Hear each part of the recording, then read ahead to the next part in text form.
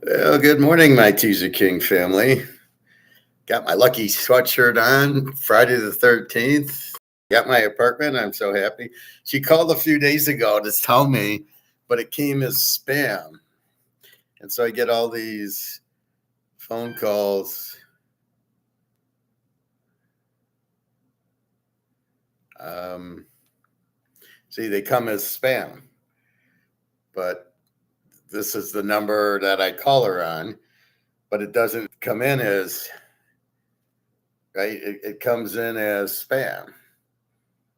So I didn't know. So she said, "Oh, I called you 2 days ago. You got the apartment."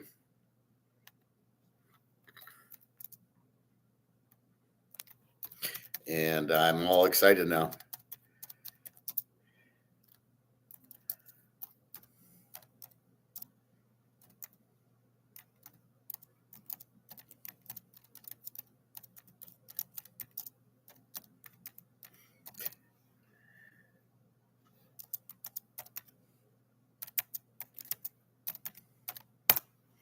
All right, just a second. Let me get my pita.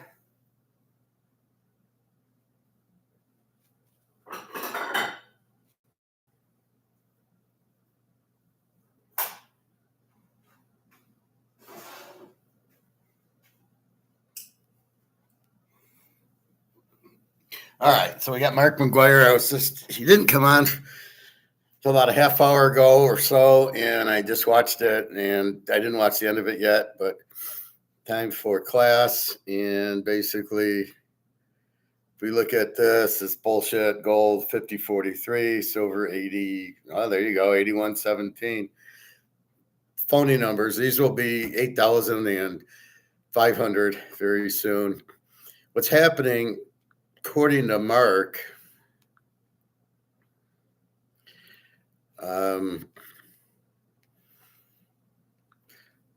what he says is these influencers are saying he doesn't know what's happening, and the dollar's going up, so we sell gold because the dollar's going up. Why is the dollar going up? We're in a fucking war.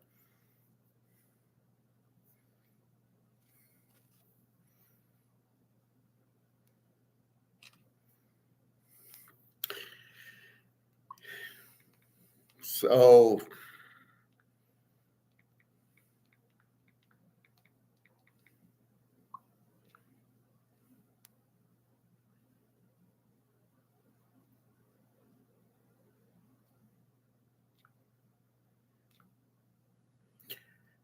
anyway,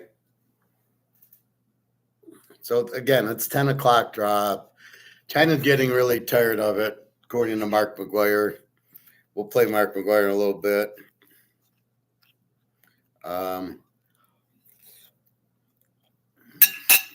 He says all the bullion banks are long gold. So these are done by traders or whatever who don't understand what they're doing. So to kind of put it bluntly, somebody saying sell your gold option, and people are listening to it because most people are idiots, but yet they don't understand, and it's wrong. They shouldn't be. They should be buying and buying, like what we're saying, right? And we can't really get all caught up in comex as much because it's paper option market. My biggest consideration is, why are we pricing physical gold and option paper gold and silver? Why are we even pricing it?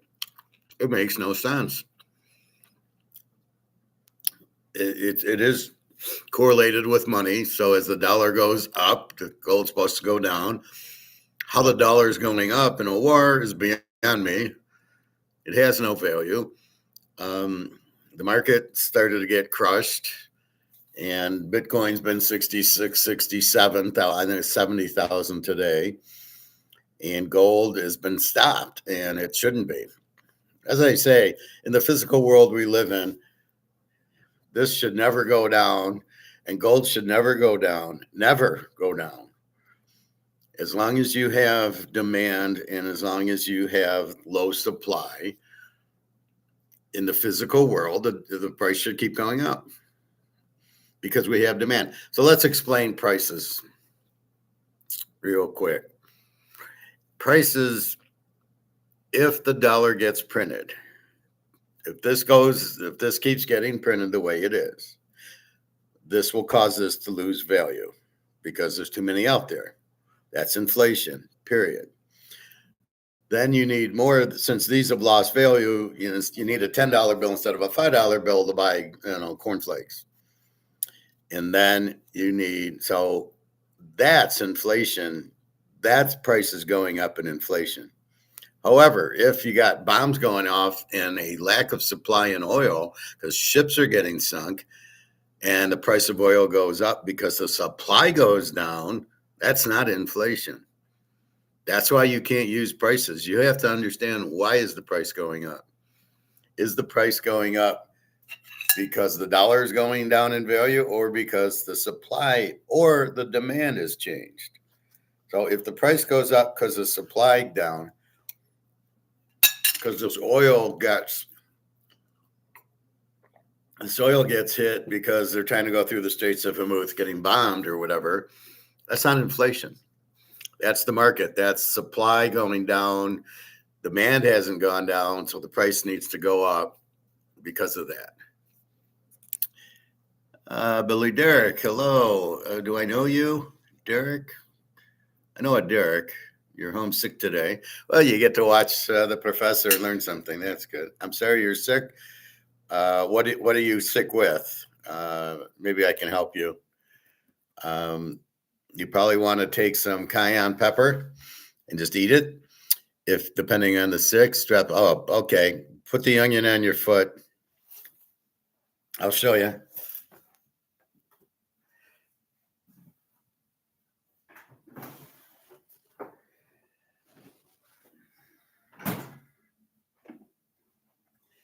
Okay, this will get rid of your strep throat in one day. And it's worked for me. And it's worked for Daria. And it works for all my friends. So here's a white onion. Oh, shit. That doesn't matter. I cook with it anyway. All right. So here's a white onion. Right? Just right here. Here's the onion. Right here, I cut it into halves. So this is just one piece of the onion. You put this on the bottom of your foot, right? Here's the bottom of your foot. You put it right there, just like that. And then do the same for the other foot. So you need two pieces, or you can cut this in half. Put it on the bottom of your foot. Put your socks on. Lay in bed and relax. Go to sleep. You will lose the strep throat will go away, or any cold or anything in the nose or throat area. This will cure it, and that's worked. And I've done it 3 or 4 times. Daria's done it. People I know have done it. It works. This gets rid of strep throat, nasal infection. You know how you get that the nasal draining, and you hack, and you keep hacking, and you see stars like Bugs Bunny. Put this on the bottom of each foot. Put your sock on it to keep it. It'll get rid of it. Guaranteed. It's one of my locks. So don't worry. Put it on now. Just put your socks on over it so it holds onto your feet. Watch your TV, watch me, have your nap. You'll be better in the morning. You're welcome. If you get cancer, stop. If you get cancer, don't eat sweets. Go on a 4-day fast. Eliminate sweets and carbs from your diet, and cancer will die because cancer needs sugar. And if you have diabetes, same thing. Get rid of the high fructose corn syrup, the carbs, and get rid of any sugar. Get rid of cornflakes. Get rid of ice cream, cake, especially cake and brownies and stuff. That's what gives you diabetes. That pushes your blood pressure up. So just do that. Go down to eating twice a day like I do. I eat. That's why I always eat now. I don't eat breakfast. I'll have a coffee, but I don't eat breakfast. So eat about 11:30, 12 o'clock. An omelet, very healthy. Veggies, very healthy. Some fruit. and then have your dinner. You can have steak, barbecue chicken, anything like that. Be careful of the ketchups and barbecue sauce and salad dressings that you want to get them without high fructose corn syrup. I use the Ken's, but I'll have a steak for dinner with my veggies, a nice salad. I'll make an omelet. I'll put the onions in, the mushrooms in, the broccoli, the red and yellow peppers, cayenne pepper, and Celtic salt and garlic. And I'm very, very healthy. I very rarely get sick now. I don't even go to a doctor. I don't want to take any of the bullshit pills they give you. I get healthy just by cayenne pepper, put some, have a little cayenne pepper, put it on your hand and just, eat it. And then lemons will help that hot taste go away.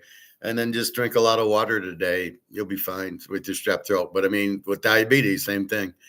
Get away from the sugar, get away from, all the carbs, all the breads, brownies, baked goods. Be careful with sugar, pop, sugar juices, orange juice, terrible for you.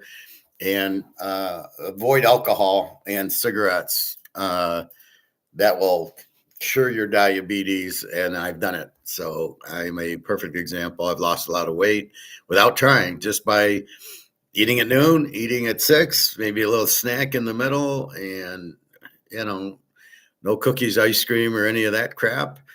I got rid of pop. If I have some once in a while, it's a diet squirt. Be careful of the caffeine, and you'll be very healthy. Anyway, so you are welcome, but that will cure you, Billy, or Derek. I know there's a Derek. Are you one of my guys with just a different email? Because I know I'm seeing a lot of that, like Pat from Singapore comes on as some other name now. So I think they've switched the what they're calling people on here. But if I know you, well, welcome back. If I don't know you, well, welcome for the first time. All right. So we were talking about prices, inflation, basically. Everybody wants to call them prices, and it's wrong. It's not prices. It's got nothing to do with prices. You're inflating the money supply. So if you keep printing this, it becomes worthless. Every country has got bullshit paper. If you keep printing this, it's worthless. So what happens is this loses value until you need more of these to buy, like I said, cornflakes. That's inflation, but we can't look at the price, because if you just look at the cost, so if it's $10 for a box of cornflakes, is it the inflation, or maybe there's a shortage of wheat? If it's a shortage of wheat, there is no inflation. Inflation's only the money, not the prices. So if the prices go up, gold's making a nice little comeback there. Just you can't look at it at 10 o'clock. It's crazy. I love the 10 o'clock drops. So we're getting close to killing comex.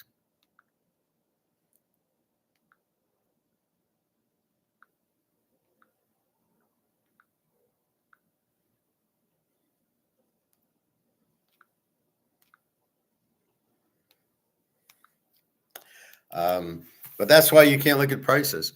So here's this oil in the Middle East, and they're sinking tankers, and you can't go through the Straits of Hormuz.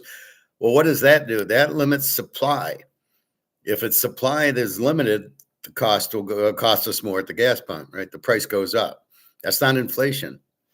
Just because the price goes up does not make it inflation, especially if it's because there's a shortage of supply. You know what that is? That's called a shortage of supply. It's not inflation.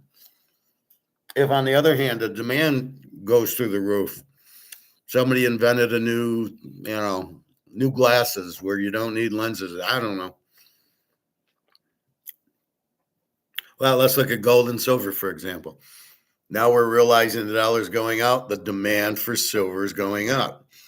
The price for silver goes up, but it's not because of inflation. It's because of the demand for gold and silver. Now, the inflation is why we look to it, but in itself, this is not inflation. This isn't going up because the dollar's going down, losing its value, and you're correlating that. That's bullshit. Sorry, Alligator McCloud. You're wrong. Because of the demand, if the demand goes up for this in gold, that is not inflation. That's the price going up because the market's demanding it. The market controls it. So if there's a lot of demand for the market and supply hasn't moved, and in gold and silver, the supply is the same, it's the demand that's driving the price up, not the inflation. Not that the dollar's worth less, and therefore, because of the inflation, it takes more dollars to buy it.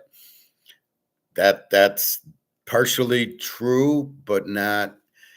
It's not the reason. It's the reason is the demand. With no demand, the price wouldn't go up, and that's why it sat there at 2,000 until BRICS came in, and that's why we buy it, because of BRICS, our best buddies, the Russians, the Chinese, go boys. So that's a big difference, and that's what they try to sell you on the inflation. So they're trying to measure. When Trump says it's 2%, he's full of shit, because prices haven't gone up. The inflation is the money printing, and the money printing and the value of the dollar is thousands of percent. It's not 2%. So they look at cost, but if there's less demand because the economy is sinking, there's no demand for toilet paper, and the price doesn't go up because the supply's there, but there's no demand, then it's not inflation. And so therefore he said it's 2%. Well, he's not even measuring it correctly. They don't even know what they're doing. And this is the problem with our government. It's very corrupt. I did talk to my friend Jenna, and she's now in Berlin from Odessa. So she's living in the Ukraine. The war is breaking. The war is in Odessa. She moves to Berlin, but her son's staying in Odessa. Well, men in uniform come and they mace them or pepper spray them, and they kidnap them. So she goes to me, well, I need some money. Not that I didn't pay most of it, but she says, I need $4,300 to get my son out. And I said, oh, okay. So she needed 300. So I gave her 300. I'm going to not give her 300 for her son who's going to die in the war, on a war that's 89-0 in Russia. And, it's late in the fourth quarter now. So I told her, if your son, just have him surrender, and the Russian troops will not kill him. The Ukrainian troops might, but the Russian troops won't. And that's what you get with the bad government. And I don't know how this related to the inflation, but anyway, so so I'm looking at, will they go with their bargain? We've given them 4,300. I said to her, did you get your kid back? She says, no, we got to go through this whole thing. We've got to go through. I'll read it to you, what she said.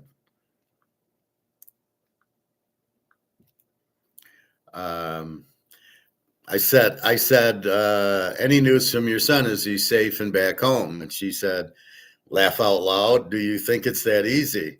Now, you gave him $4,300. I would have thought you get the kid for the $4,300, right? Like you're at the store and you're buying chocolate, right? You buy it, you get it. You're paying $4,300. What did you pay for? As soon as everything works out, I'll definitely write. They'll be taken to the unit, which is the military unit. And only then, at great risk, can they pick him up from there and take him not to his apartment, but to someone else's. He's not allowed to go outside at all. This is the corrupt government of the Ukraine. So he, so my thought was, well, if you gave him $4,000, didn't you get the kid? And she's saying no. And my initial thought was, oh, well, they're going to ask for more money then. They're going to say, you know what? Yeah, we need another 4,000.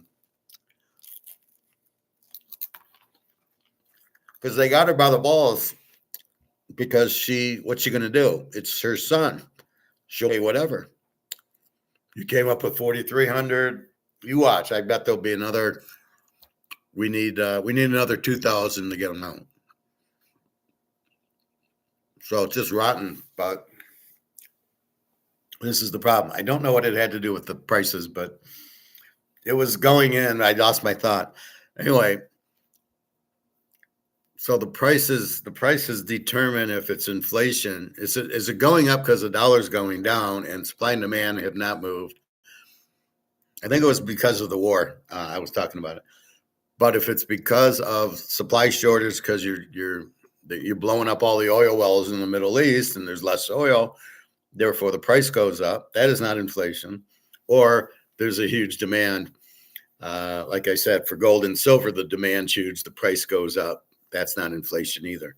Gold and silver is not going up because of the inflation. It's going up because of the demand. So again, high demand, supplies hasn't moved, and that's it. So keep that in mind. So when they talk about inflation 2 or 3%, they're full of shit. Not real. When they talk about the whole comex, it's a fucking nightmare. Let's check gas prices. I was going to do that.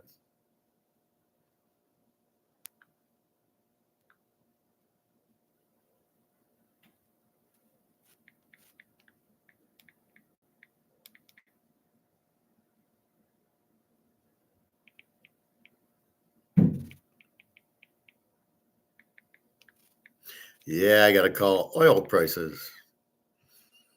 And the oil price, the price is only 94. It was 120 for a few days. So I don't know why that's like that, but look how it's moving. So again, these are the futures for oil. So 94, it was 70, 65 when the war started, is up, but it was 120.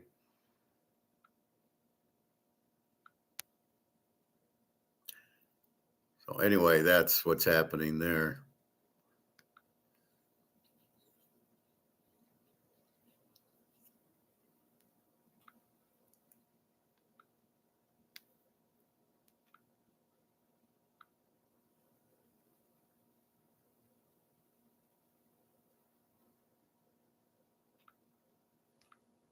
So we have a problem with comex because comex isn't giving us the real, for whatever reason, we're actually pricing gold and silver by using comex. Why do we use comex to price? Why are we using paper options to price physical metal? There's very little physical, and you can do a lot in options.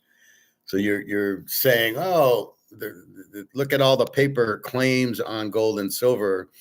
We're claiming 1 billion ounces, but there's not 1 billion ounces to claim.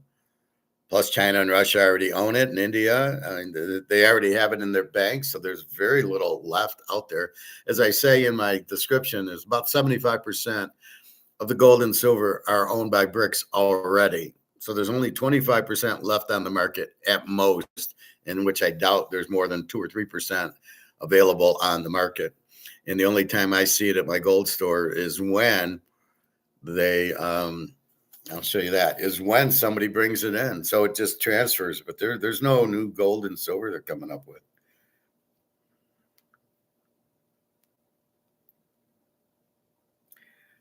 Let's see. So this is my guy's store. This is an older one. But what this shows you, this is all he had at the time.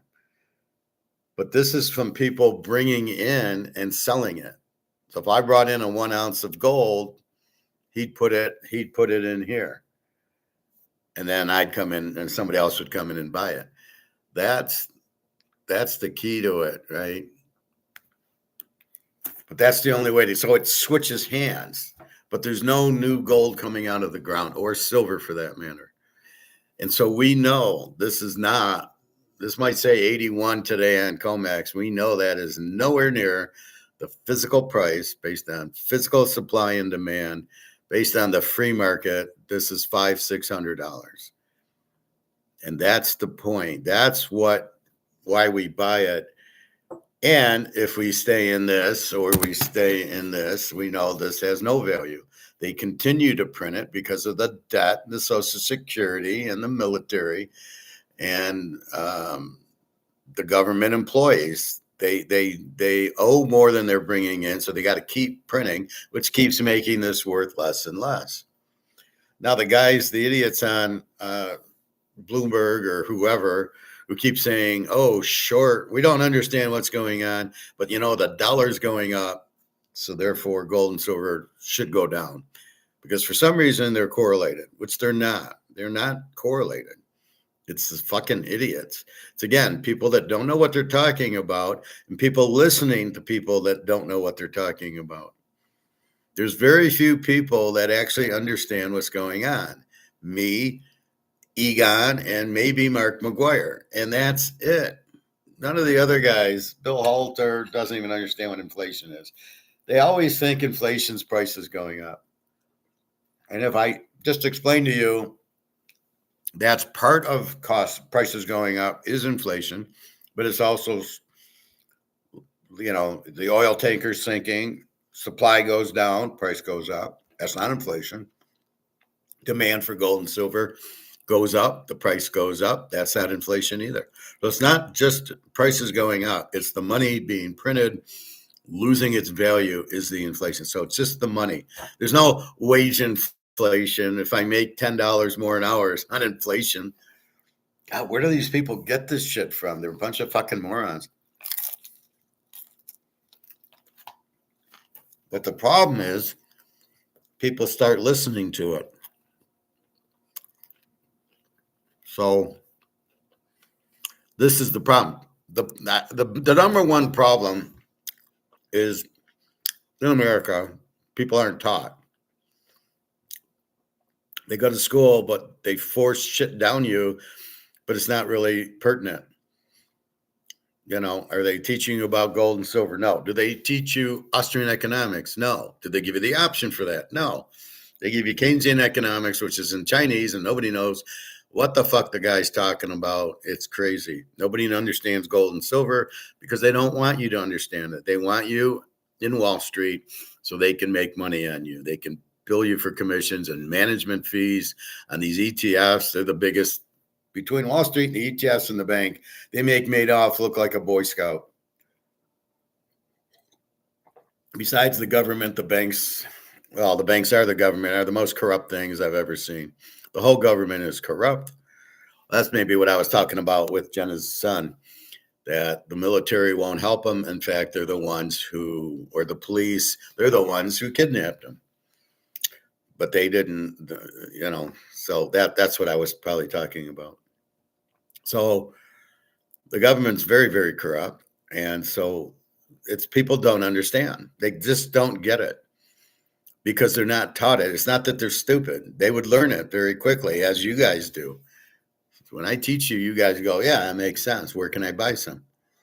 Some people don't quite get it. They still want to buy stocks. And I just kind of roll my eyes at them going, why the fuck would you buy stocks? See, even if you make $1 million in stocks, it's worthless. Your money is in this. Stocks are still valued in dollars. So if you're in stock, even if you make $1 million, you didn't make anything because the dollar's worthless. This is the part of the connection that people, for some reason, Luke can't understand this. He does have gold and silver, but he can't understand why he shouldn't be in the stock market. I don't know how else to explain it to him. Bright guy, way over his head, unfortunately. So he'll be okay with his physical, but he doesn't understand. Well, I'll make money in the stock market, in the paper market. Yeah, with what? The value won't be there. Well, it's going to take, many years. It's been 50 years. Is that enough for you? Do you want 50 more years of the paper? Because since 1971, when we got off the gold standard, the money hasn't been backed by anything. And you've seen the prices, as I told you. They were 10 cents for a Coke, and now it's $3. It was $2,500 for a car. Now it's $50,000. Houses were $25,000, are now $500,000. That's the inflation building over 50 years. So keep that in mind. You are in gold and silver because you don't have a choice. You either stay in this shit, which means stocks, bonds, mutual funds, ETFs, Bitcoin, or money in the bank. It's all still in worthless dollars. So those are all going to collapse. And if it can't be printed, it can't lose its value. So if everything's in money, then and the money loses its value zero, then everything you have that's in money is zero. Your house, your car, your stocks, your bank, all goes to zero. So this is the big thing, but the reason is people just don't understand it. People don't learn it. They don't understand it, and they look for help. If you're lucky enough, you find me, and then you go, "Oh, now he taught me. Now I understand what's going on. I got to get the fuck out of the dollar." But if you're listening to Ray Dalio or Mr. Perfect, but not Paul Orndorff, or Peter Schiff or Jim Rickards, Mike Maloney, you're getting fucked because they don't know what they're talking about. So you're listening. Oh, it's Jim Rickards. He's a Keynesian. He doesn't know what he's talking about. Unless you catch Egon. Well, if you hear Egon, which I play a lot for you, or me, you're getting the education you need. Then you can make good decisions. I'm trying to educate you to make good decisions. Right now, you can't make a good decision because you don't even know what's going on. And then you go on Bloomberg or CNBC or Jim Cramer or one of these morons, and well, that's what he said. I'm going to do what he said because he's on the TV. Yeah, but he's wrong too. The fact that you're listening to him doesn't mean he's right. All these people, the only one I listen to besides me is Egon. And I don't care. There's no skin in the game. You're not paying me. I'm just trying to help you, right? So you're not paying me a dime for this information, but it's going to save your life, the information I'm giving you, if you will be open-minded. And I know it's hard. A lot of people can't be open-minded. They don't know what they're doing. And then they hear one of these Bloomberg guys or Larry Fink or some of these idiots, BlackRock, and then they go, oh, well, if he said it or if Trump said it, then of course it's got to be true. And of course it's not true because their motive is to sell you. All right. So that's the point I'm trying to make here is this is why people are still playing comex and still shorting it when it goes up because the dollar is strengthening. So gold has to go down. It's got nothing to do with it. What's the dollar strengthening against? The dollar's not getting stronger. It's strengthening against the euro. Big deal. That doesn't mean the dollar's strong. The dollar's still very weak. So it's not like going up in value. So I should dump my gold and silver. The dollar cannot go up in value. It's impossible for this dollar or this dollar to go up in value. It can't go up in value because you keep printing it. And you're always going to print it because, as I said, between the interest on the debt and the government spending for the employees and the Social Security and the defense, you're always going to print money. It can never get stronger. One currency to another, we don't care. That's meaningless. It's apples and oranges. It's stronger than the worthless euro. It's stronger than the worthless British pound. Well, that doesn't mean anything. It's still worthless. It's still lost all its value. But people don't understand, so they sit there and they go, I'm gonna get out of my gold and on comex, and I'm gonna buy dollars. Maybe you should buy bonds that are worthless. So it just makes for incredibly stupid people who are going to lose their ass. So that's why I say don't worry about comex. It's not real. Now, the problem we all have is that the dealers buy and sell us our gold based on comex's dollars. So if we want to buy, it's great. right? We're buying and we're buying and we're buying cheap. We bought it $25 silver. That's probably $500 silver. We bought it for 25 and 30. So that's what it's good for. But when we want the price to finally go up, we're looking at this bullshit comex price and we're not getting anywhere with it. Well, fuck it. It's $81 today. It should be 500 by now.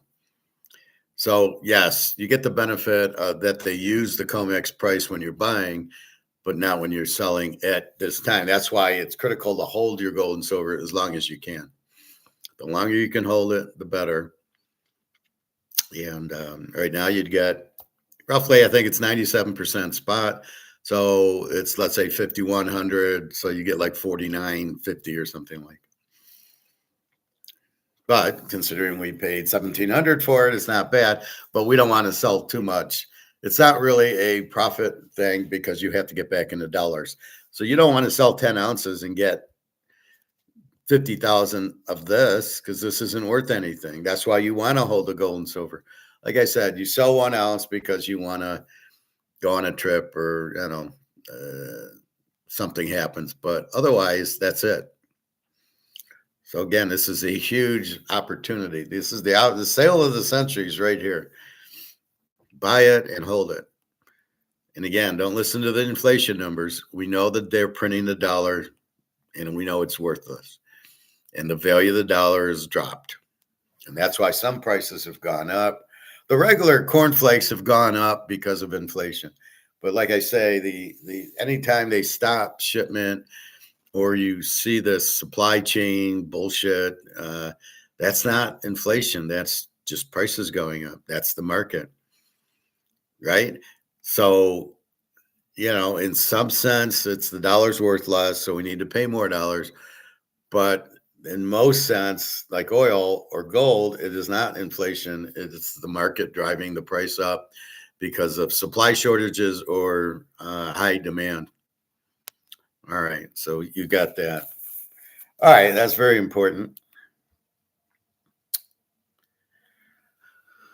So let's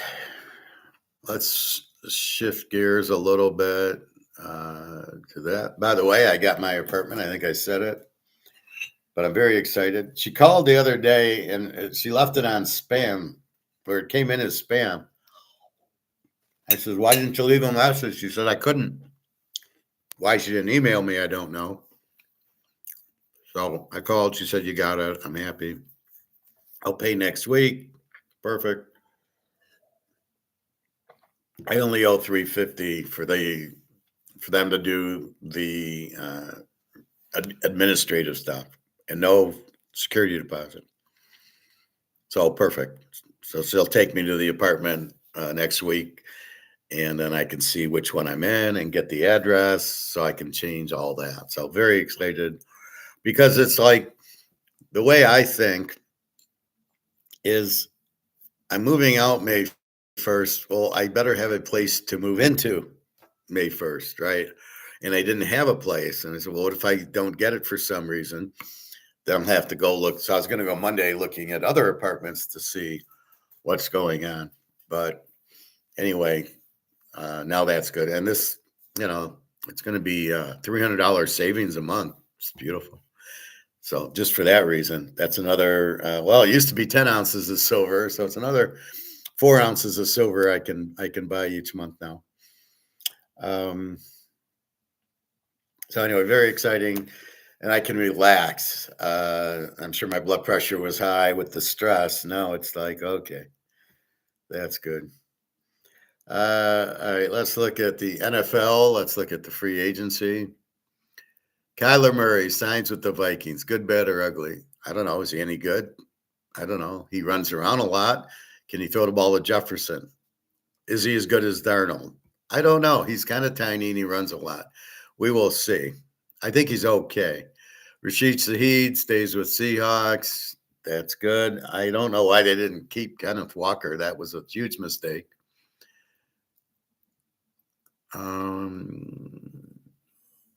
The quarterback carousel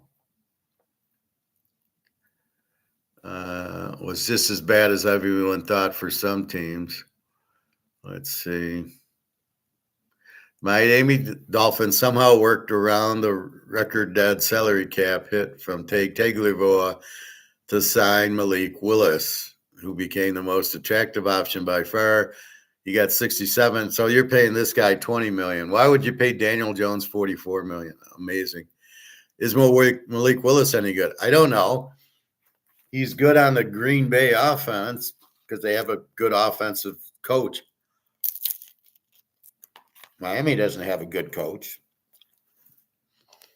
I don't think he's all that. I think he's average, Malik Willis. I never thought he was great, but he looked okay for Green Bay, so we'll see.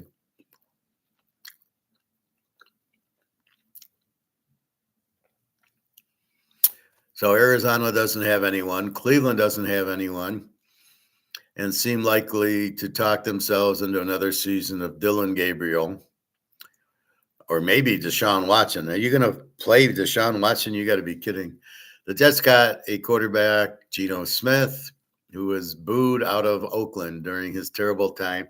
You know, it's not his fault. I can't believe you got rid of Coach Pete. I think that's ridiculous.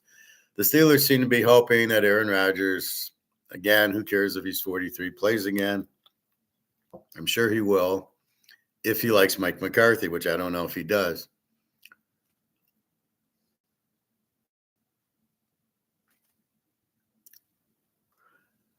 Atlanta and Minnesota needed quarterbacks. No, Atlanta's got Penix.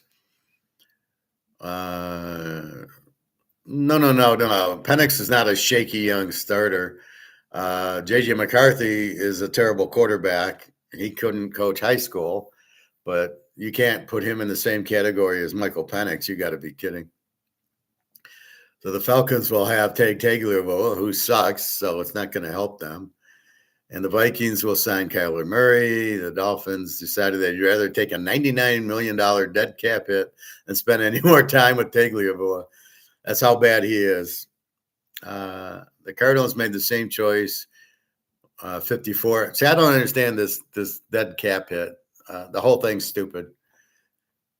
You pay the player. If you get rid of him, you get rid of him. Why is there a cap hit? Very stupid. Really hurts the game. There's no point in it, so it's just stupid. The Falcons and the Vikings were winners. How is the Falcons getting Tagovailoa a winner, and how are the Vikings? We don't know about Kyler Murray. Kirk Cousins will provide a bridge for one of these teams. He'll probably end up at Cleveland. It's their type of team. He's the Joe Flacco. There's a reason the Colts held on to Daniel Jones for dear life, which is what? There will be some gruesome quarterback situation in week 1.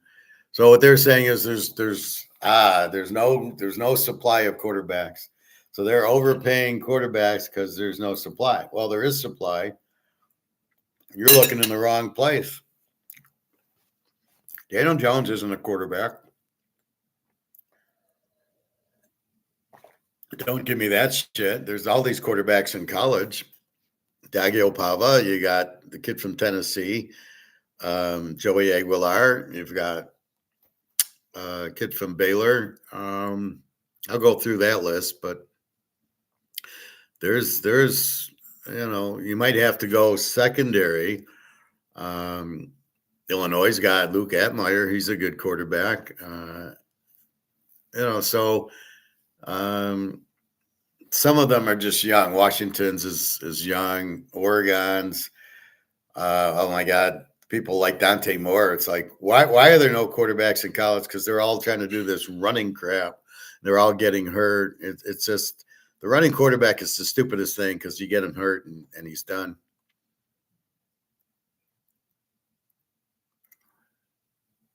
They're waiting on the 27 draft.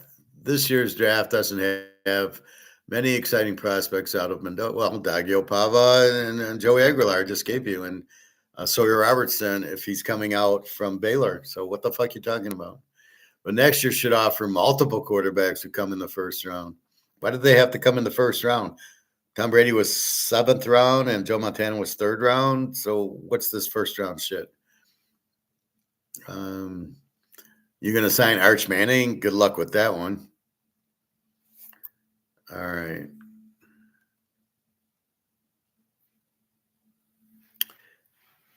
Titans reveal new uniforms. Oh, God.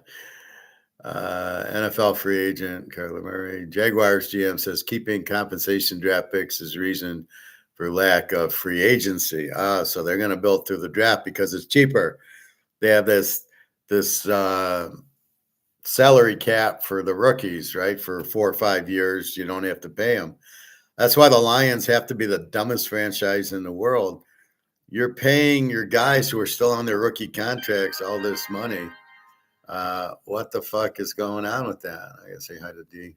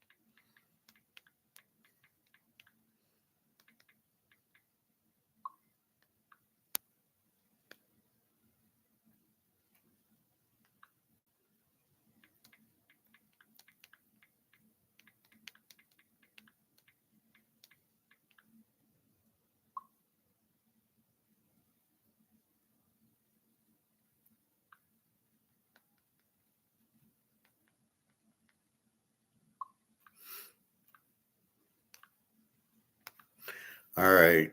Panthers sign all pro linebacker Devin Lloyd, and they also signed another guy from Philadelphia. So I talked about this yesterday. The Panthers were an under team last year. No offense, no quarterback, fairly good. The defense got better. Now they're adding an all pro linebacker and an all pro defensive end from Philadelphia. So now they will have a much better defense. So Carolina will be a very good under bet because they still don't have a quarterback. That hasn't gotten solved. But now their defense is better. So they're going to play a lot of 10-0 games.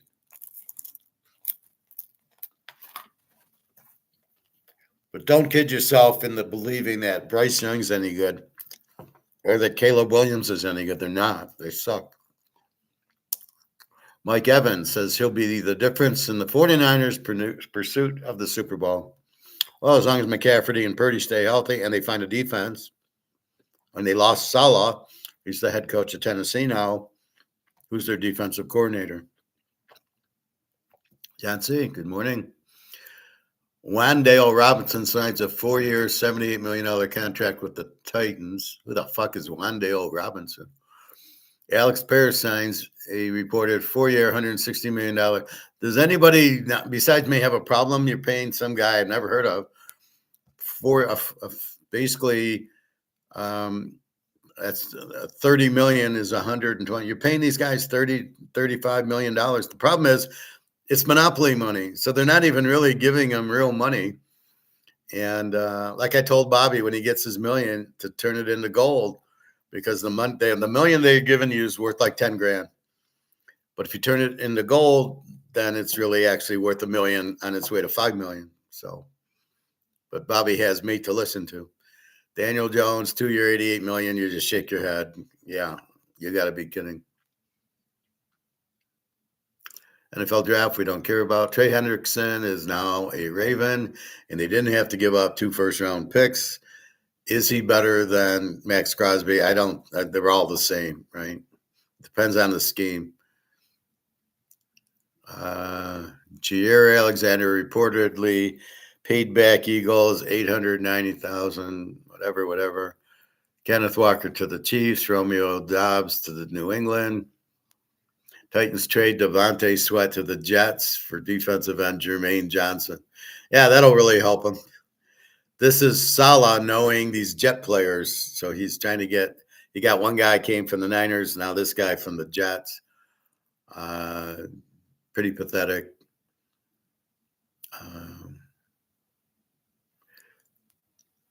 Center Tyler Linderbaum, who's supposed to be good, I guess. Signed with the Raiders. 3-year, $81 million for a center. Okay, so they add Mendoza. They still need a tackle and a guard. Oakland.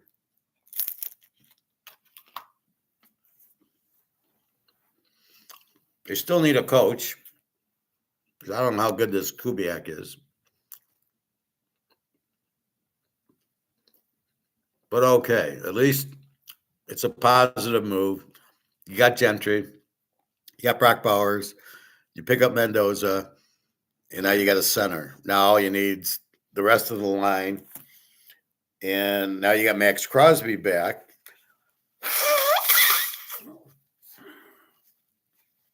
So now you need Ruben Bain from Miami or some of these Texas Tech or Ohio State players. You need 2 or 3 of them for your defense, and you need offensive line help. Just go to Notre Dame and a guy who didn't get drafted, who started, you pick him up. All right. So that's the NFL. Bullshit. John C. Where are you, Bobby, on a yacht? Bobby is very busy on his yacht. I didn't know Bobby had a yacht, so he must have bought it with the gold I told him to buy.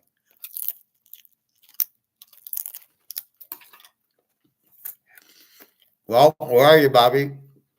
I'm surprised you didn't come on when LSU was playing. Well, anyway, let's look at scores from yesterday.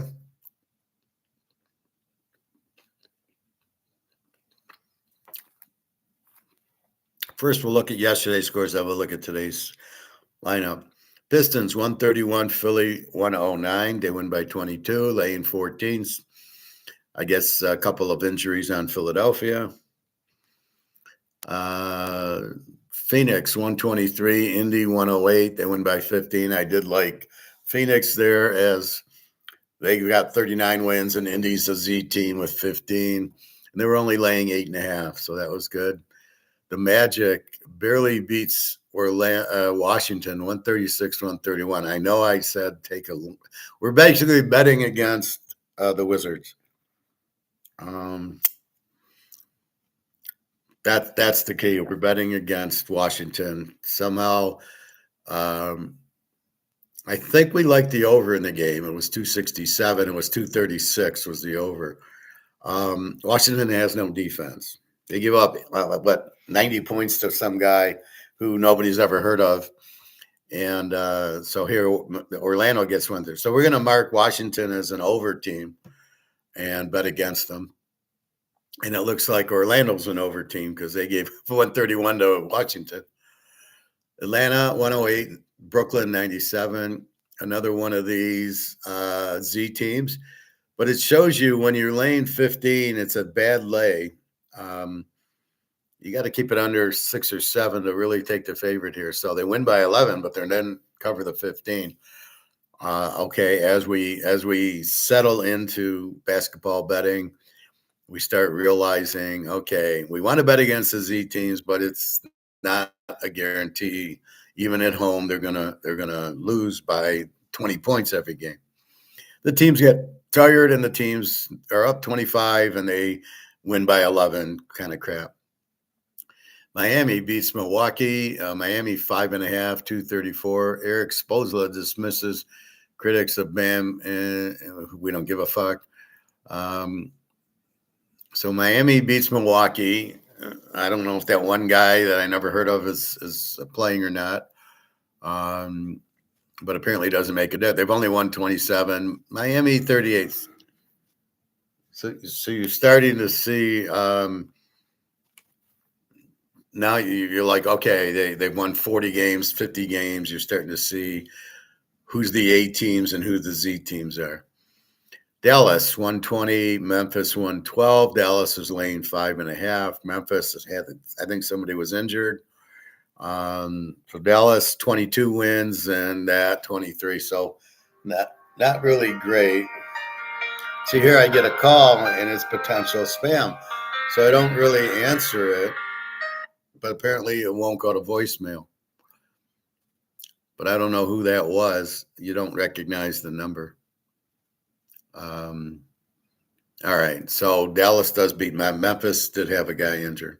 And Denver beat San Antonio 136-131.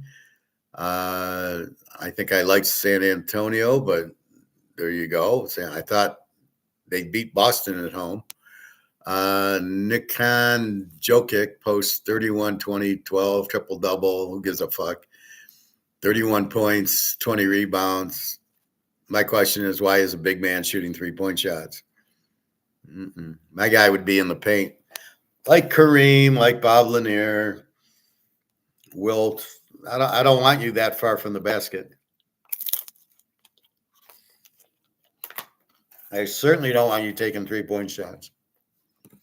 If we got to win because you're out there taking a 3-point shot, we're not very good.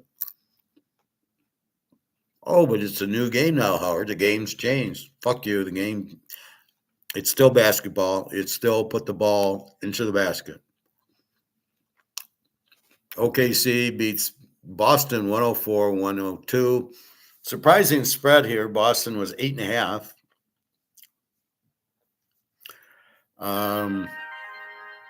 Oh, no, here they did leave a message. I don't know. So OKC, so Boston's very good. 43 wins, OKC 52. And the Lakers and the Bulls, I did like the Lakers. Luka Brasi scores 51, his first 50-point game with the Lakers. Who gives a shit how many he scored? Again, Chicago, I think the Lakers are an over team in Chicago. Chicago apparently with no defense. Luka Brasi gets 51. The Lakers 142, so they're scoring a ton. The total on the game was 227. They scored 270, so they. I'm tired of hearing, well, Vegas, they nailed the spreads. They nailed the games. Really nailed this one.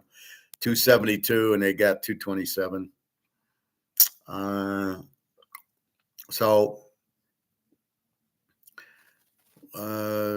Chicago, no defense. Washington, no defense. OKC.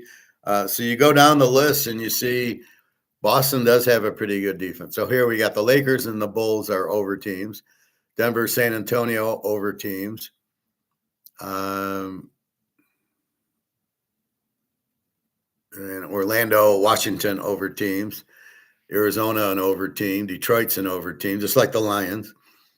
Then we get some under games. Brooklyn can't score. They get 97. Indiana gets 108, but gives up a lot. Milwaukee only gets 105. Let's see. Boston and Orlando and Oklahoma, 104, 102. Boston, very good defensive team. So you start seeing the scores, which starts helping you understand the type of teams they are, right? Over or under teams. So you can see here the Lakers and the Bulls, and Lakers get 142. I don't remember what they got. I think it was a pretty high scoring game when they played San Antonio and stuff. So that's what you're looking for. Now, I need my list like I do in baseball. So I will start doing this, which basically says, here's Monday, the next. Why? Because I want to know who's playing back-to-back games. So I see Philly and Detroit. Are they playing tonight? And then but you almost have to put the whole schedule out there because you can't just say Detroit or you can't just say Philly. You gotta show the game. Now let's look at today. We got Cleveland at Dallas. I'm pretty sure I know Dallas played yesterday. Cleveland 40 wins. Dallas still with 20. They beat a shit team yesterday. Cleveland again. Now here's your problem. They're laying 13.5, 236 is the total at Dallas. And as we just saw, we really don't like the teams that are 15-point favorites aren't covering.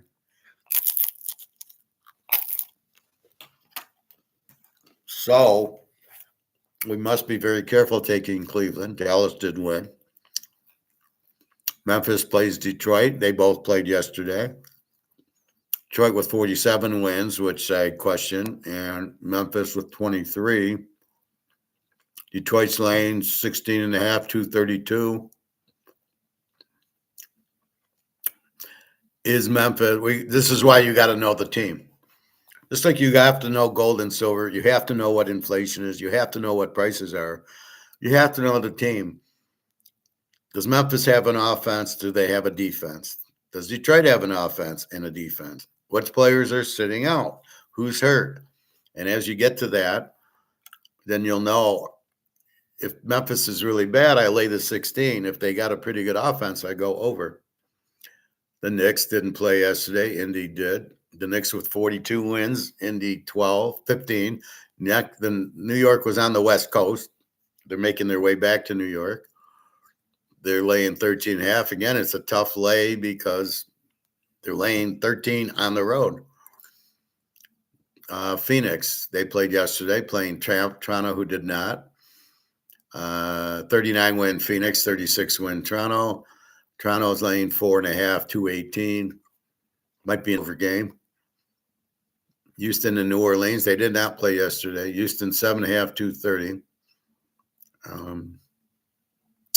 I don't know. It's a crapshoot. Let's say Houston. Minnesota and Golden State. Now we know Steph Curry's out for at least 10 days. He'll miss at least another 5 games. All right. Well, we knew that. Minnesota 40 wins, so they're not bad. And they got Anthony Davis, and then Golden State 32 wins, no Steph. Minnesota's a 6.5 point favorite, 224. Without Steph, I would say Golden State's more of an under team than how they're going to score. It's like a good quarterback, weak quarterback in football. You have a bad quarterback, how are you going to get points? So that's what we see. Minnesota 6.5, 224. It's a hard one. They're going West Coast. Maybe they cover, but it's hard. Utah at Portland. Portland laying 14.5. Utah with 20 wins. Portland 31. Excuse me. So normally I'd like Portland here at home, but Utah's kind of West Coast, so it's not the same as New York or New Jersey playing them. 236 could be an over. Again, we got to know the teams better. And the Bulls played the Lakers. Now they play the Clippers. San Diego, 27 wins to 33 for the Clippers. San Diego is 13.5 point favorites. The over 234. I like the over in this game.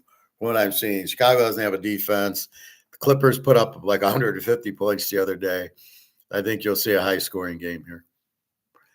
And that be your NBA. We'll start. We'll be ready for the playoffs. We'll develop a thesis for this so we can pick it up earlier.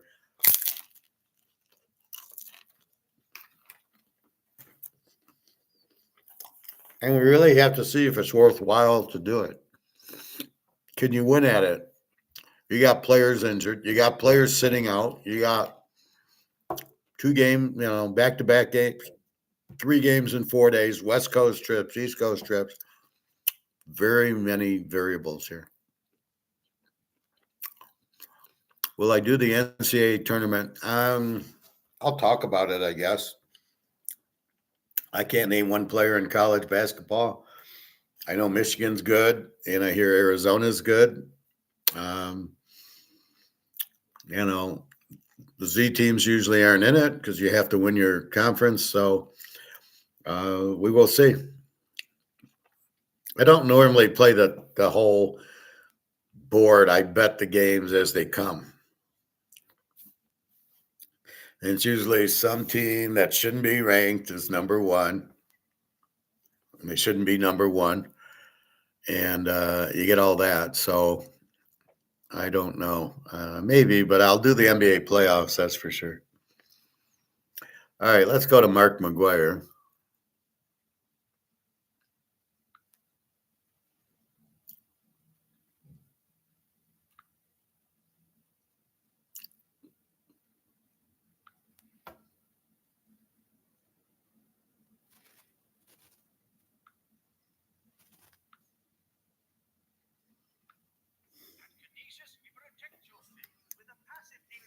Paid in gold every single month. Just facing mandate the resulting real safe haven inflows into physical gold and silver will yet emerge. They now have to keep. Yeah, great to be with you again, Shane. Great to be with everybody. Great to be with you, It's, Mark. Let's get this update moving because, I mean, there's been so much going on. Obviously, the last time we recorded it, it literally was foreshadowed. It hadn't broken.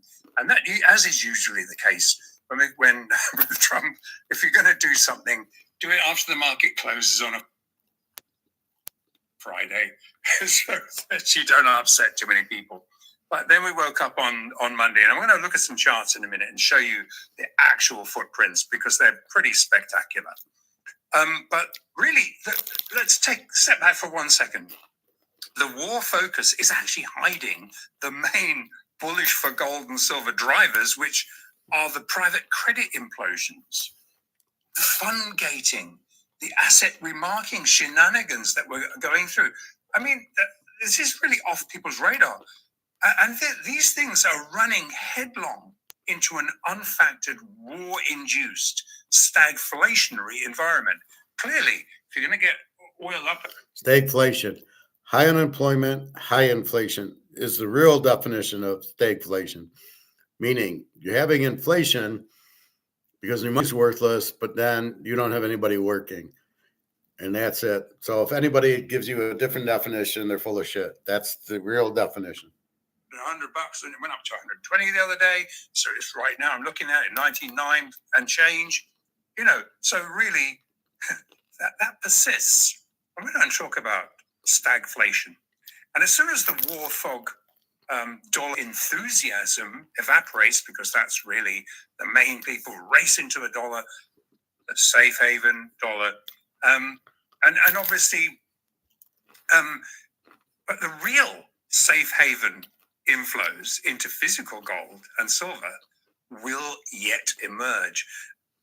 They're there, you just can't see them 100% at this point. And this is going to leave Western traders severely wrong-footed. Now, private credit has no Fed credit safety net, and which is why the sector's rising bankruptcies, shadow defaults, gating of funds, you can't get them out if you're in there. And all of this is once again leaning on the too big to fail bank majors, raising the odds of a 2008 debt spiral. Private credit represents 35% of all total US insurers' investments. So, and if you remember, it was AIG that caused the problem last time. Now, while these cockroaches start to spread from AI to housing, also migrating across the pond to the UK, it's going to be realized that the race to swap debasing dollars for gold and silver has not yet even been ignited. In fact, the speculative crowd element that always chases gold and usually get rinsed, they've just received an underlying support raft. And it's going to be much, much harder to shake them out. And obviously, we're seeing a lot of volatility, and a lot of them are shaking out. But essentially, we'll look at why we're building fresh support levels. Now, with the SGE now controlling global physical market liquidity, the longer this turmoil lasts, the more supportive these aggregating higher physical market price levels become. So because producers, the hedgers, institutional buyers, they're forced to lock in these higher physical market support levels, which in the process is constructing the next central bank and sovereign stair step to rally from. Now, every one of these global drivers are underpinning the next leg of central bank, sovereign, institutional, safe haven gold demand. It is just going on under the covers. All physical facing liquidity providers are now gearing up for plus or minus 6,300. I mean, that's everywhere now. And we're talking about spot gold here.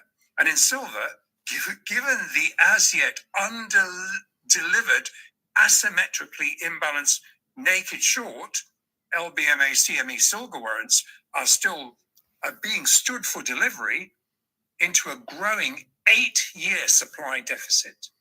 The lowest target for silver remains around 140, the lowest target, with a rising expectation of $230. It's going to become the next rising stair step to rally from. We'll look at the charts as to where those breakout points should be. But let's start by looking at the current war-induced footprints, picking up the thread from our end of February market update into the 1st of March action in gold and in silver.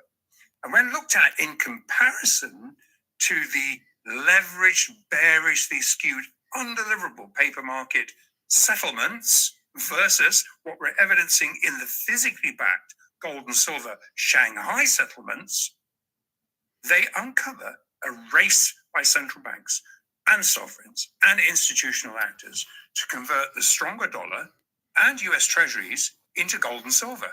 It's an opportunity because gold and silver trade as currency crosses against the dollar.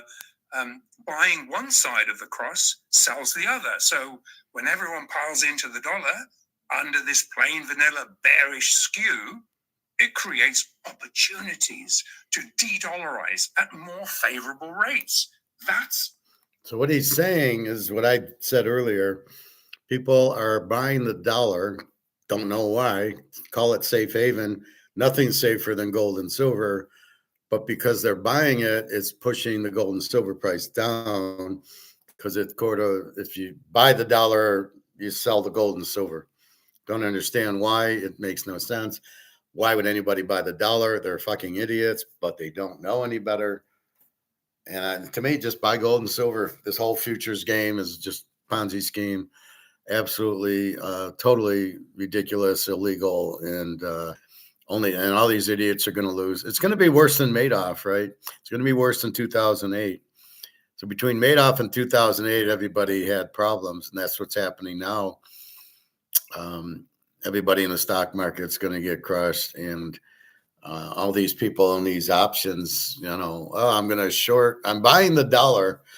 The dollar's collapsed. Why are you buying the dollar? Well, Jimmy, Merrill Lynch told me to. Who's Jimmy? I don't know. He's obviously a moron, but hey, you know what? If he said it, that's good enough for me. All right. So that's what's happening. Why we're not seeing our $150 silver and our $5,500 gold.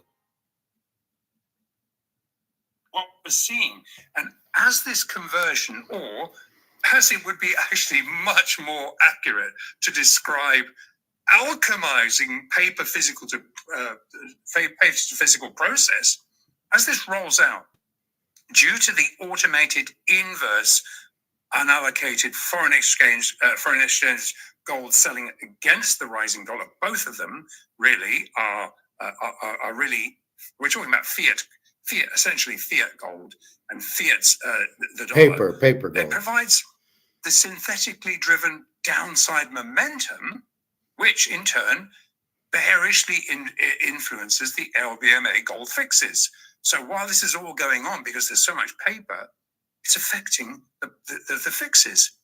But it's patently clear to all physical facing liquidity providers that this paper to physical dislocation is coiling gold and for a really large catch-up rally.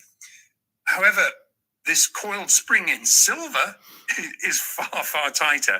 And under this synthetic action, silver is gearing up for a very large upside breakout through what are perceived to be chart-painted resistances, synthetic resistances, which we will look at shortly on the charts. Now, in case you're wondering, how on earth this gold and silver compression spring is going unnoticed, Bloomberg's executive editor, Mark Cudmore, I don't mean to pick on him, but he's an influencer. He provides a perfect example. We've seen it almost every morning bar for this morning on Bloomberg coming out and saying, "Oh, gold, no, gold's not a hedge anymore." And so it's just, I use his name because he is a perfect example of how mainstream media analysts how little they understand about gold and silver. a subject they only recently came onto their daily analysis menu, because they never mentioned gold and silver for years and years and years. And this is a subject that, as I say, it's just only just come onto their menu, and it's patently obvious they're trying to form fit in any way they can the gold and silver action into a generalist versus a specialist market view. So it's really incorrect information, and completely unaware that China is now the physical dog that is wagging the comex tail, and they only look at the tail. And when he, as an influencer, for example, makes sweeping statements that gold must sell off, not just isn't a good hedge, it must sell off because the dollar's rallying. It's unbelievable to me, but it confuses and wrongfoots a lot of traders, and a lot of funds look for direction in the morning at before the market opens, about 10 to 8 in the morning. It tends to come on and say, well, hey, this is what we see. It influences them. And I'm not trying to pick on. Anyway, so what he's really trying to say here is people are stupid.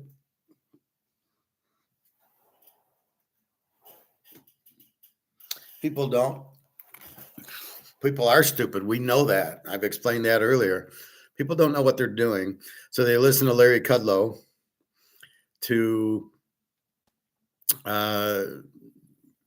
for answers. What does Larry think? Larry knows. We don't know, but we'll listen to Larry. I think it's Larry Kudlow. I thought he said Mark Kudlow or something. But we'll listen to him, and we'll do what he tells us because we trust him. Why? You don't even know him. First of all, it's politically motivated, where who's got the money, and it's to get you into the stock market. Buy dollars, won't buy stocks because the banks run everything, right? The banks don't want you in gold and silver. So what does he do? Oh, they're going to collapse. What do you mean they're going to collapse? Why is gold and silver collapsing? The dollar is worthless, so the gold and silver have to go up, but they don't understand inflation or Austrian economics. And that's why they don't teach it, because they can come across and say, well, now the dollar's going up. That's where you want your money, and the dollar, not in gold and silver, because we don't make any money off of gold and silver. Then we'll put you in the stock market before that crashes. And people listen because they don't know it. So it gets back to they're not educated. If they're not educated, they don't know what to do. Right? So I'll listen to somebody. Right? How do you get information? It's like poker, right? I don't know what Joey has, so I'm going to make a bet. I'll be at my 1-3 table. I'll bet $10 to see where everybody's at. So if they have a good hand, they'll call. And if they don't have a good hand, they'll fold, or they might be on a straight or flush draw. They'll call. But what I'm trying to do is get information out of them, because I don't know. I can't see their cards. And that's the biggest thing. So they're trying to get information here by listening to Larry Kudlow or listening to Jim Cramer or Peter Schiff or Jim Rickards or one of these morons, because they don't know. So they're forced to get the information out of somebody that they don't know, but they think he's smart because he looks smart. God, you listen to Peter Schiff for 5 minutes and you're ready to throw up. The guy just keeps yambling on about bullshit that he has no idea about, or Jim Rickards or Rick Root. None of those guys know anything. But you think they're smart, and therefore, look, there's that one guy, Richard Kiyosaki, that rich guy, poor guy, and he's a criminal, right? He did a Ponzi scheme. So people want to listen to him, or Ray Dalio. Why do you want to listen to Ray Dalio? He doesn't know anything. Well, he's got that. He explains the different cycles. Well, that's bullshit. That's not real. There's no cycle. You go to gold, you become powerful. You get away from gold, you kill. There's no cycle in it. It's the stupidity of getting out of gold that is the whole key to it. There's no cycle for stupidity. All right.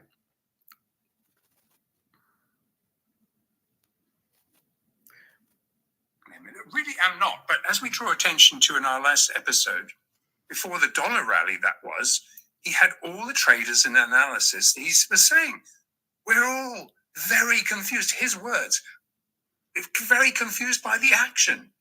Now, if in doubt, it's kick it up kind of thinking. It's as simple as that. So, and they're not comfortable talking about gold and silver. They would be even more confused if they understood that at each of the dollar diluted loco London gold fixes, Shanghai spot gold was commanding between a 25, and we'll show you where it was trading at a $40 premium per ounce to the London fix. And we see this premium expand at each and since and before, and since each of the synthetically diluted benchmark LBMA fix hours. Now, after the fixes, these premiums, they settle back to about $15, $12, $15, $18. So it reveals Western fixes are underpriced. When it spikes that up into the fix, we know it's underpriced versus the physically settled exchanges where you have to own a bar to buy it and sell it. And the fact that the premium spiked up to $28 directly following the AM fix this morning, and I'm recording this on Wednesday, the 11th, it just shows you this is exactly, this continues, it's consistent. And while this bearishly skewed mainstream media that across the board still have no clue that the steeply rising dollar is leaching physical gold out of the Western underpriced 20% diluted unallocated gold market. Now, bearing in mind that the over-the-counter market is a peer-to-peer market, the price that you see there, while the 3 to 5 tons that get fixed at the fix are deliverable, not the 700 or 800 tons that trade alongside it. Now, obviously, that has a major effect. They're missing the fact that gold is being drained. I mean, drained in size on a one-way journey into a very welcoming SGE gold corridor. They have even less Shanghai of a clue gold about silver, and they still view unbacked COMEX gold and silver warrants as benchmarks. All right, Andrew. Also, can you share some of what that you were discussing in the silver markets here? It looks like the LBMA is no longer the global silver hub that it was. Yeah, I think let me put up a link here because it really kind of says it all. Now, hidden in plain sight for the last 4 going on 5 years, the so-called global loco London silver hub, into which massively leveraged rehypothecated silver derivatives are benchmarked, have had 0 silver to export to China to arbitrage these huge Chinese premiums. And given global US export controls have now been implemented, imports into London are being completely bypassed, following very large legacy market leasing costs. But these leveraged borrowings are then sold into the market, but they end up flowing into the SGE physical hubs. Once it's there, it doesn't come back, forcing these borrowed and sold derivative benchmarks then to be paid back at a sequentially higher and higher price. This process simply provides the illusion that the London fix is a credible benchmark. It's not. Now let's just pop onto the charts, and then we'll drill down into some fresh, pivotal, bullish drivers that we are seeing. And that's that's the biggest question I get, is like, under all this smoke and mirrors action, what is really going on? Now, as we previously identified, Western sellers consist of 3 main actors.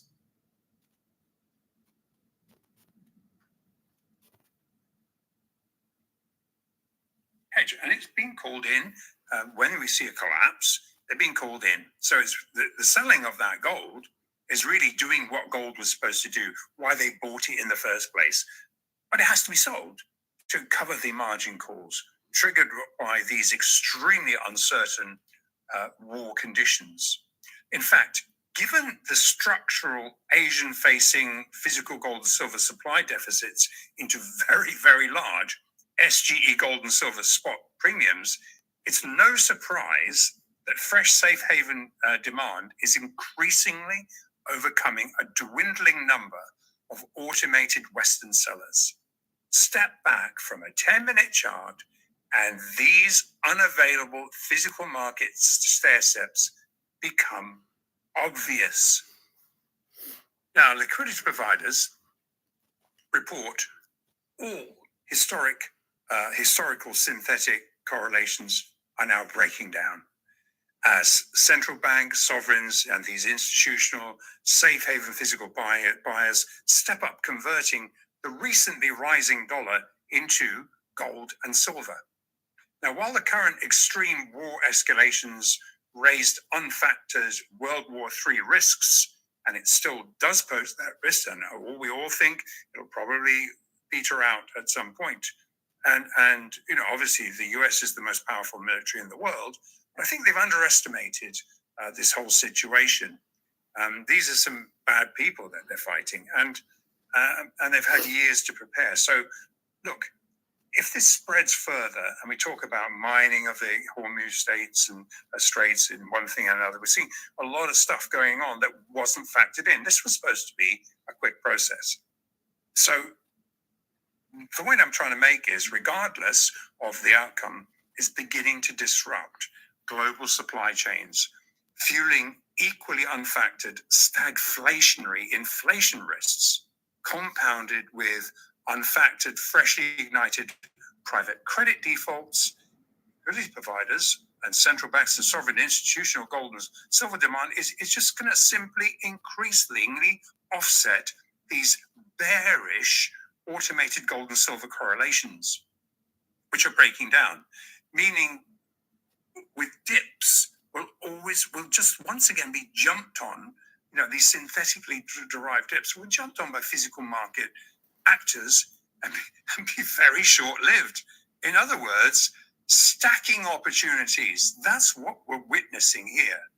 And under the smoke and mirrors comex generated action, funds and institutional investors are looking to significantly increase gold and silver allocations from a very small zero, and many of them had zero exposure to gold, hence why the mainstream media has not been talking about it. And and at best case, the most that we've seen is maybe 2%, between 1% and 2% assets under management, and a lot of that is in ETFs. And so, really, they're saying, in fact, almost every bank I speak to now is talking about you need to up your exposure to gold between 5 at a minimum, and in many cases around 20% exposure to gold. Now, to address the massive loss of trust in high counterparty risk unallocated LBMA and CME products, migrating Western funds have been embraced by the highly regulated free trade zone SGE gold and silver ecosystem. And having lost this business, Western bullion banks are racing to participate. And while we've been following the exodus of Western open interest, the chips that used to play in the casino that relate to the unallocated fiat gold that races around the over-the-counter markets, this exodus of open interest, meaning these actors, You might lose the they're show going to because the east. They're if fed I up lose with the the power. volatility. They're fed up with the games. They're so obvious. When you see a sell-off coming in at literally, you're seeing several years' mine supply sometimes coming in and just being dumped in a matter of a few minutes at a very odd time of day. They're fed up, absolutely fed up. And so the reason I bring this up is just going to put you up this Bloomberg article, which this week draws global attention to exactly what we're talking about. Now, this Bloomberg piece draws more evidence that the legacy LBMA gold and silver cartel are in the process of abandoning London and New York's legacy gold price setting and storage hubs. It names 2 of the 4 LBMA fixed participants.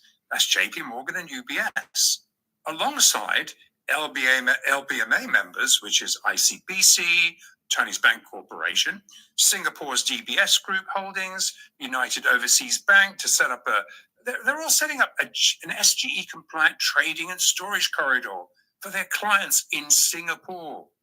And given two of these banks are primary LPMCL actors who, in alignment with the CME and the Fed's global FX management strategies, they benchmark the dollar exchange rate against gold and silver at the local London daily gold and silver fixes. This initiative marks a pivotal inflection point where asymmetrically imbalanced Western paper gold and silver markets are being forced to align with far more liquid physical supply demand pricing fundamentals. Following the Bank of International Settlements closing all the historic. So that'll be good. That means they're tired of comex as we are with this 10 o'clock draw fix and this other, like today, it's down a few dollars. Why? And what he talked about just a minute ago was all this demand. You should have 20% gold in your portfolio. When they say gold, they mean physical. They don't mean paper crap.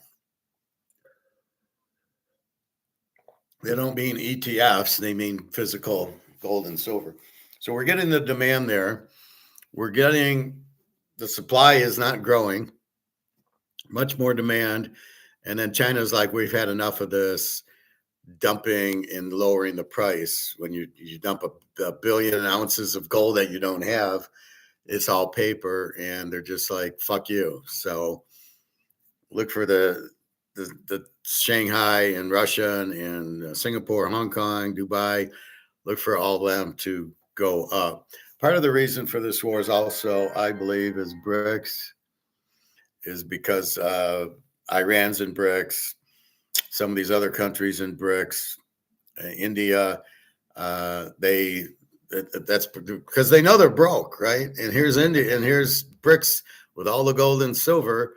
Then we see that. So that's what we see as the difference. So we should start getting a real physical price and get rid of this bullshit price that we have. Let's see, where are we at?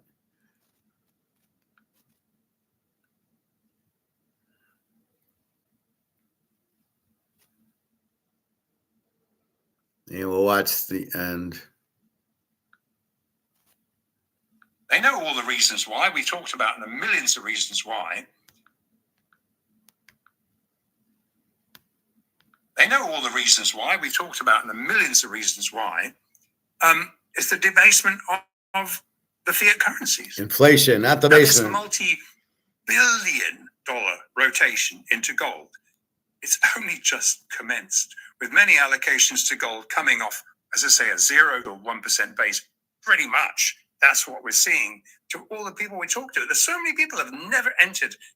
They thought it was a pet rock. They did not understand how it was, nor were they offered the ability to get in and out of gold until the banks suddenly worked out, hey, why are we fighting this? They all want it. Let's get on board.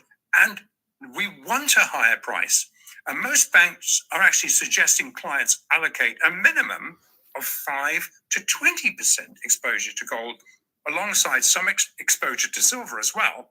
Now, these over $6,000 short-term gold targets, they look far too low. And we'll look at that. And if you recall, it was laughable. Do you remember? We actually took the P out of it. If Citi attempted to argue gold and lower based on the ridiculous assumption gold demand could not exceed supply. I mean, what kind of it's beyond credulity. It's unbelievable. But here, as a kickback, and they'll wish they never published that, using their supply demand estimations in reverse, what does it tell us? Citi's contrarian spin is bizarre, as it deliberately ignores the bullish price effect that central bank sovereign and institutional conversions out of dollars, US treasuries, into physical gold, high quality liquid assets, balance sheet alternatives will actually impact inelastic gold supply. No brainer.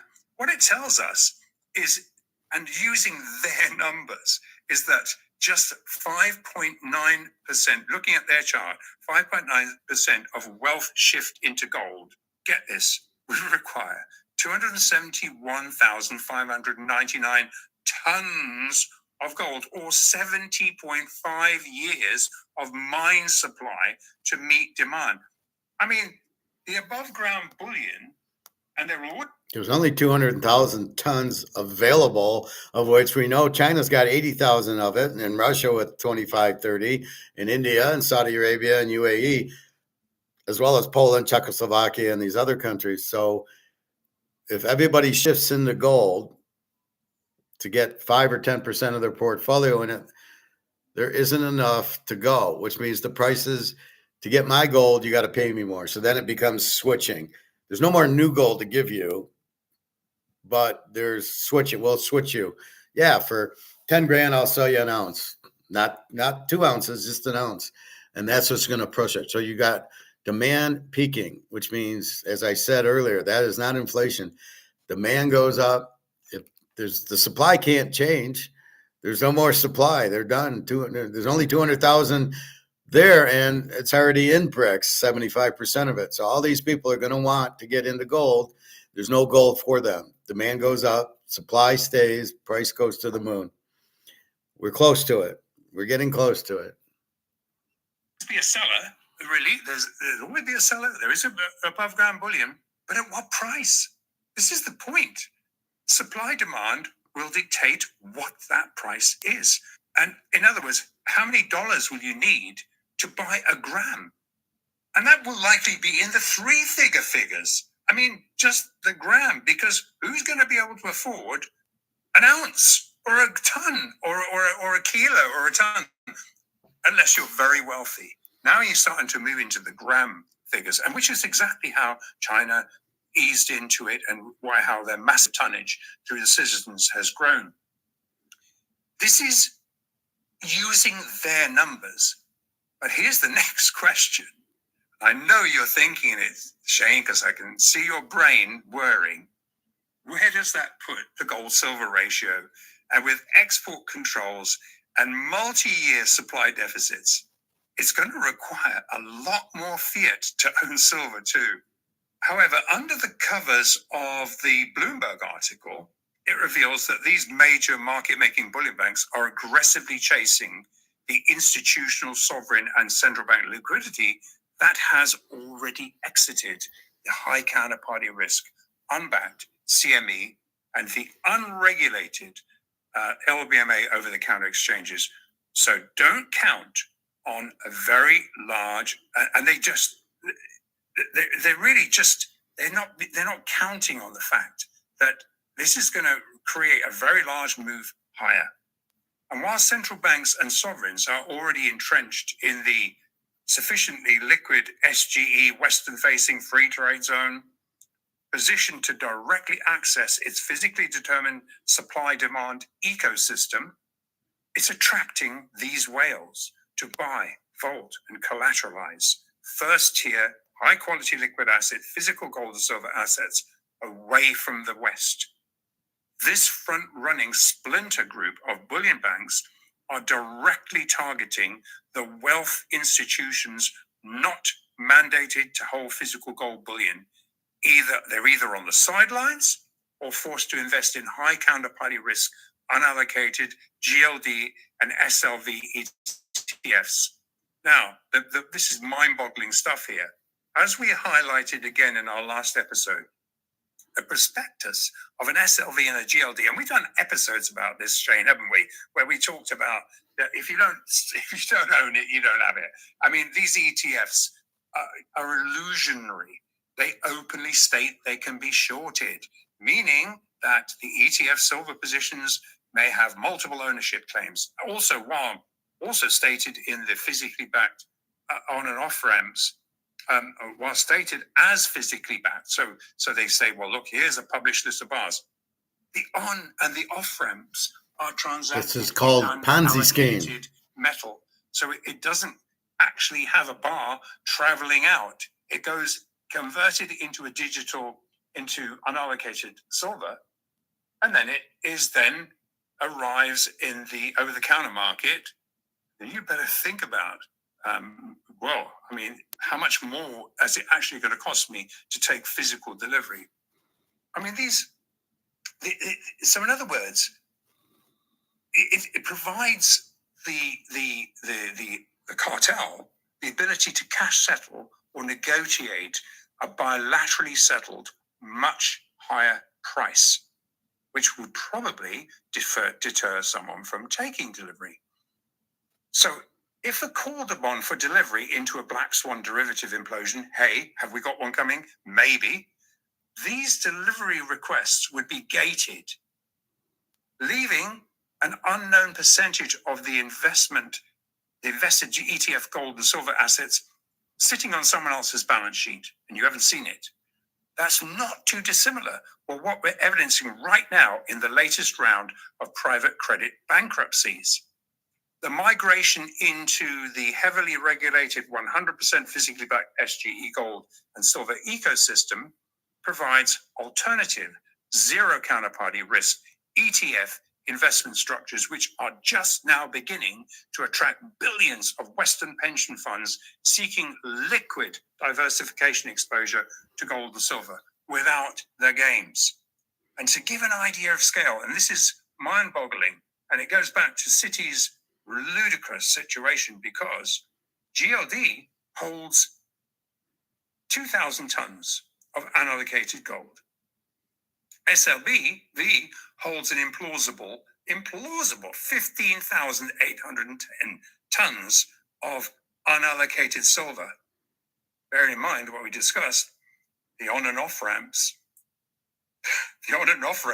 are not necessarily physically backed. Now, following Hong Kong leading the way as the first liquid Western-facing access to the SGE's free trade zone physically compliant gold corridor, we've been tracking the progress of Singapore, if you remember, over the last few, in fact, end of last year, and again at the beginning of this year, the progress of Singapore and Saudi as the next in the rollout, just the next in the rollout of a series of interconnected global regional hubs, all connecting to the SGE, ultimately connecting to the entire BRICS nations. And a lot of these SGE gold and silver transactions will be conducted off the SWIFT radar in the CIPS, which is the China Cross-Border Interbank Payment System. That's where they're transacted. And it was no coincidence that ex-Goldman Sachs, Jeff Curry, he is now head of Carlyle Investments. He was on Bloomberg this week discussing the increasingly liquid CIPS settlement system as being far more suited to transacting oil, gold, silver, and all periodic table commodity transactions. Now, following tariff sanction escalations, CIPS already handles all renminbi oil trades and rapidly gaining global liquidity too. And as an example, Russia sells all its oil to China and India without touching US dollars or SWIFT, dodging sanctions, cutting friction, etc. Curry calls it, quote, a one-way revolving door for emerging markets avoiding US penalties. This particularly provides off-radar transactions for commodity players facing hoarding, supply, and geopolitical risks. All of the above are now on the front burner, and Western bullion banks are breaking rank to participate. This is pivotal. This is a major inflection point. And as we discussed last time, once gold and silver are siloed inside a strictly governed physical trading and vaulting ecosystem, they effectively become first-tier, high-quality liquid asset that can be collateralized. Even though they may not be classified as that, they are, because you have to own those bars before you can buy or sell them. And I guess, so you're getting a true supply-demand price. And I guess what I'm trying to draw attention to is that so much of what's happening in golds and silver is at the margin, actually largely off the radar. And what we're witnessing is history in the making, and the window to access gold and silver at current dollar to gold and silver exchange rates, because that's all it is. But most importantly, this is the time to also protect your wealth. This leaves us with just really one question. How much physical do you own now, or do you plan to own while this window is open? All right, that wraps up another app. Thank you, Mark. So basically, that's what we've been saying, trying to get out of this paper comex bullshit, Ponzi scheme, ETFs, bullshit, Ponzi scheme. That's why you buy physical and that's it. That's the lifeboat. You're on the Titanic with paper. You're not, you're going to sink. If you're in the Titanic in a lifeboat, you're probably not going to. So that's why it's frustrating when we look at comex for the price, realizing it's not the price, but we don't have a price to look at anyway. All we know is it's 10 times higher than it is. So at 5,100, it's 51,000. That's how I would base what the real gold price is. Huge demand, very low supply. People need to get now a 60-20, a 60-10-10, a 60-10-10, or yeah, stock, bonds, and gold. I still don't like the 60% in stock or the 20% in bond. And my portfolio is 99% gold and silver, 1% Mickey Mantle cards. That's, I think, the best way. But like I explained to the apartment, I told her, well, it's the same as stocks. If I needed money, I would sell 10 ounces of Microsoft, or I can just sell the gold, which is far easier to sell. So I went Monday to another place because my place was closed, and he would buy it. And he's I think 96%, where my guy's 97, or my guy's 96. He might be 94 or something like. I don't remember. Maybe it was 96, but he's 94% on the Cougar and the Maple Leaf, where my guy's 90%, I think. But all that's going to change because the demand for the gold and silver will be much higher, intriguing people to sell. Right. Well, I'll give you spot. I'll give you spot plus $5 or whatever. Because right now they're very weak on their buybacks. Again, I might sell one because of the apartment and the move and everything. But that's it. And then it's the rest is mine, my precious. So it was my birthday, played poker. That was well. I watched the thing on Stewie Younger yesterday. He was probably the best poker player ever. And it was back in 1997, and Phil Hellmuth was doing the play-by-play with Gabe Kaplan. And Gabe would go, "Oh, what do you think Stewart has?" And Hellmuth was clueless. I don't know, but he can read them. So very interesting. But I found that I'm very similar to Stu Unger in this regards. He did everything on instinct. He just looked at it and felt it, and that's what he did. So he was probably pretty psychic also. That's how I pick football games. That's how I will pick basketball games and baseball, and how I play poker. It's a gut instinct. It's a feel. You can't explain it, but it's very psychic. But that's how I pick football. That's why I always win betting football. Not every game, but every year. Right? This year I won. Last year I won. Every year I've been doing it, I win because I'm able to adjust to the team to bet on. Oh, Jacksonville's hot. We'll bet on Jacksonville. The Bears were hot. I'll bet on the Bears because I'm always looking for the Z team. So I'm grading the teams. So when I see the Z team, I bet against. And when I see the A team, I bet on them, or the over and the under teams. And that's how you hear me say, these are the Z teams. I say it every week in college and in pro. Here are the Z teams. Bet against them. But you don't know what the Z team is. That's what I figure out, what the Z team is. Weak quarterback, weak defense, terrible coach. And I can read the coaches and the quarterbacks if they have a good defense. I told you Kenneth Walker would be the difference in the Super Bowl. I gave you the fucking score. 27-13, 30-10. It was right in there, and that's exactly where it hit. And somebody said, well, don't pick too quickly. And I go, no. I'm not picking quickly. I know it. I was Stu Unger. I knew exactly how the game was going to go. I could feel the game. And that's the point of it. So I was kind of like, when I heard, I had heard about him before, but it just happened to pop in, and so I watched it. It shows him at a couple of the World Series of poker. He won 3 of them, by the way. I don't think anybody else is close. And the thing with Doyle Brunson, he won it. There was 20 people in the tournament, right? In 75, it was just started. There was 20 people in it. When Stu Unger won in 97, I think there wasn't even 800 people in it. Chris Moneymaker, there was 800, and that was 2000 and whatever. So there's probably like 100 people in the tournament, but he still won it. But, everybody makes a big deal about Doyle Brunson winning it twice, or even Johnny Chan. I mean, you beat 25 players. I mean, okay, but hardly now it's 8,000. Now it's a joke. It's not fixed, but it's a joke. But again, I'm very similar to him in that I use my gut instinct. That's why a lot of people go, is this a feel game or is this an analytical game? And I said, no, because then I'm using my psychic. And when I use my psychic and I feel the game, it wins 99 out of 100. But I don't always get that. You don't always get the feel for the game. That's why sometimes I don't lock games and why I do lock games. I'll pick a game and I won't lock it. Didn't feel it, but it's a good game. But then I will get, then I will get the feel and I will lock. You see me lock some baseball games. Basketball, I can't feel the NBA. It's too crazy right now. I will feel it later as I get more into it.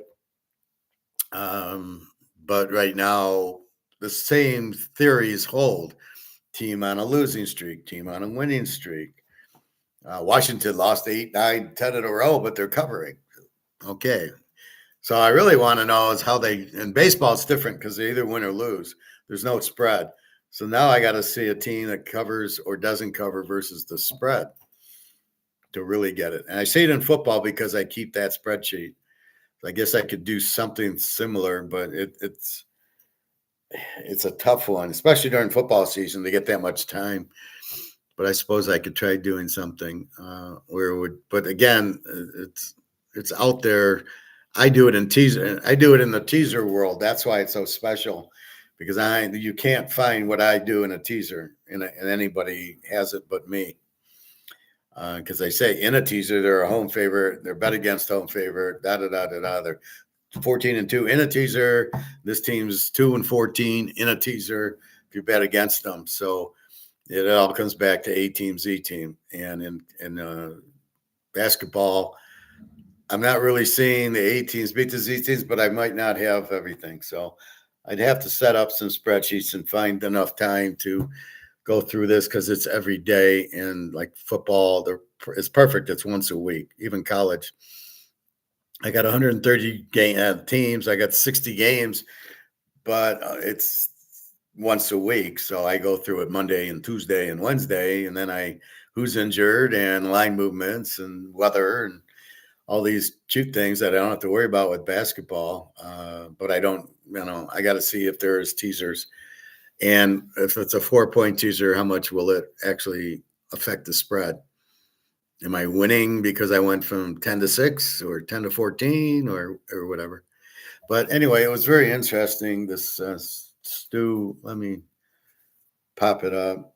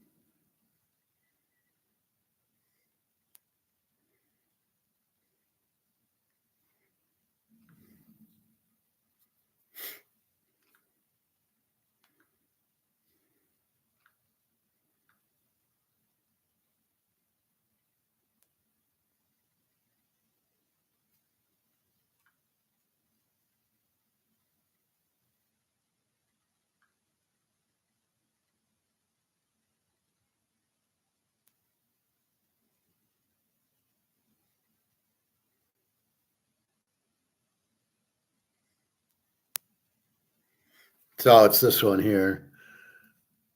Stu Unger. I should start wearing blue round glasses. This is a really good one to watch.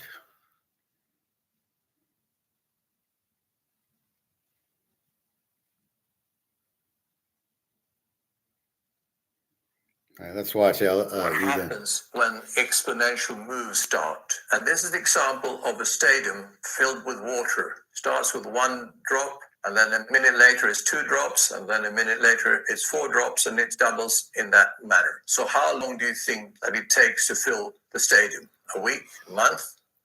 No, it takes 50 minutes. But how full do you think it is at 45 minutes? Is it half full, 3/4 full? No, it's only 7% full. So at 45 minutes, the stadium is only 7% full. So from 7% to 100%, it just takes 5 minutes. And this is the same with exponential moves. We can see that, for example, in Germany during the Weimar Republic in the early 1920s, gold moved from a few thousand marks around the beginning of 1920 to 1 trillion marks at the end of 1921. And these are the kind of moves we will see now in the next few years. It could be 2 years, it could be 5, 6 years. It doesn't matter. We're going to see moves now of currencies collapsing at a very fast speed. So that is an exponential move down. And remember, they're going to go to 0.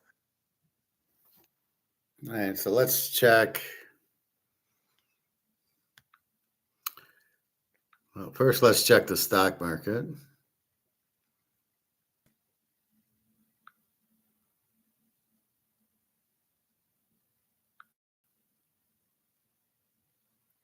So it's at 46. It was 50, remember. It's going down, but it's really not getting recognized. We still see 46, but it's a lot worse than that. And then let's check our gold and silver.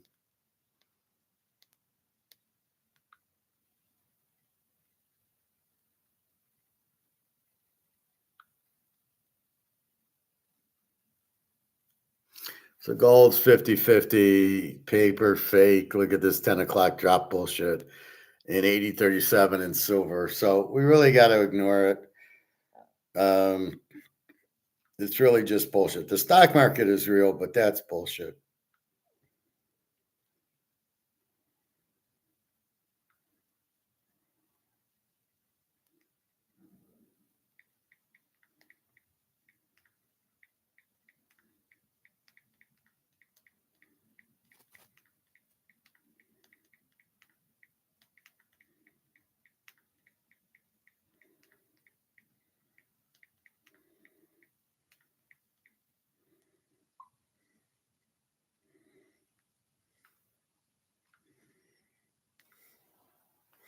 Anyway, so we don't pay much attention. There's a lot of support at 80 for the silver and 5,000. Again, there's huge demand as we see. So we know in the physical world, they're just dumping it. They're buying dollars. Why is the dollar a safe haven? Oh, it's the reserve currency. That doesn't make it safe. Oh, they're inflating the shit out of it and it has no value. Yeah, that would be a good reason to get into it. I don't know. I'm running out of it. And you got these morons that are buying the dollar as safe haven. They're out of their minds. Anyway, happy Friday the 13th. I do have my apartment. I'm very excited. So I move in May 1st. So I got time to pack and try to get a mover. It's a Friday, so that'll be good. The only thing I got to do here is kind of vacuum and clean the fridge out and stuff like that. I never use the microwave, and then try to clean the shower and basically take the server back to Spectrum. That's always the fun part. I'll do that on the 30th, and I got DVDs, but I'll be packed up. That's the beauty of the laptop. I can watch. Oh no, I won't be able to watch Netflix on it, will I? Anyway, and I don't need a big move. I probably don't even need that. I just need somebody to help me move this table, this couch, and my bed into a U-Haul, and then put a few stuff into it. So we'll see if I can get somebody that I can rely on. Otherwise, that's it. So very good Friday the 13th. I put on the lucky shirt. It comes through again. And that's it. So have a good day. We'll pray for Jenna's kid. You know, what did she give 4,300? Say, I don't know the whole story. Who did you send it to? And it's going to be tricky to get him out going to a unit. Why is he going to the unit in the first place? Didn't you just say, here's 4,300, give me my kid? What the fuck are you doing? So I don't know. It's very, very difficult, unfortunately. And I just hope it works out. I do have a friend, and he was in the Ukrainian military, and he knows a general. So I haven't seen him in years to see if he's still knows the general, and if the general can like say, yes, you're pardoned, because he's a general, right? So we'll see about that. I don't have the guy's phone number anymore. I'll have to go to his house. Anyway, that's about it. Time for lunch, swimming a little bit. Have a nice weekend. Enjoy. So don't pay too much attention to comex. We know it's bullshit. We know it's a Ponzi scheme, but it's what we base if we want to buy and sell our gold and silver is what the market uses to price it, even though it's not an accurate price. So we'll see what happens with China and their whole Shanghai Gold Exchange and what the real price of gold is. I don't know how much they can keep suppressing the price when the rest of the market is using China. So we will see, but I think we'll be okay. I just don't think they can keep suppressing, even though once we run out of physical, which is probably there, then, you know, how do you keep COMEX open? So it's a bullshit price. Don't trust Trump. Don't trust the government. They are very evil people, out for themselves, just trying to take whatever. They just take the money and run. So be very careful. Don't believe what this guy says. We do not have any weapons. We are not winning in Iran. We shouldn't even be there. Israel's totally obliterated. Their whole defense system's gone, and they're getting bombed on. Israel should surrender soon because they won't have Tel Aviv will not be recognized. So this Golden Dome of Notre Dame that they have over there isn't really working anymore. They don't have any missiles to shoot down the Iranian missiles. The Iranians are pretty pissed. So it's a big revenge game. It's like the Steeler Raider revenge game after the Immaculate Reception. The next year they played, Oakland won by 30. So they don't tell you that game, but that's what happened. I wonder if I bet Oakland in that revenge game. That's a revenge game. All right, I think that's it. I think I covered what I wanted to. Any questions, comments? I'm doing a good job. Thank you, Bobby. Step Joe. So good luck, Billy. Get better. I'm telling you, the onion will work. All that nasal infection, the dripping into your throat, this strep throat. You might have to give it another day or two. Depending on how severe, you might need 2 days of put the onion on your feet. It will cure it. Don't ask why. It's because your feet are very sensitive. So the onion will go into your feet really good, into your blood and into the problem. A little cayenne pepper, just put it on and just take it, swallow it. Take a lemon and water. It'll rinse it down, and that will also help. Cayenne pepper is very good. That's about it. So www.teaserking.com. Have a great day and enjoy your Friday the 13th. So good news coming, gold and silver to the moon. All right. Take care, everybody. Have a good day.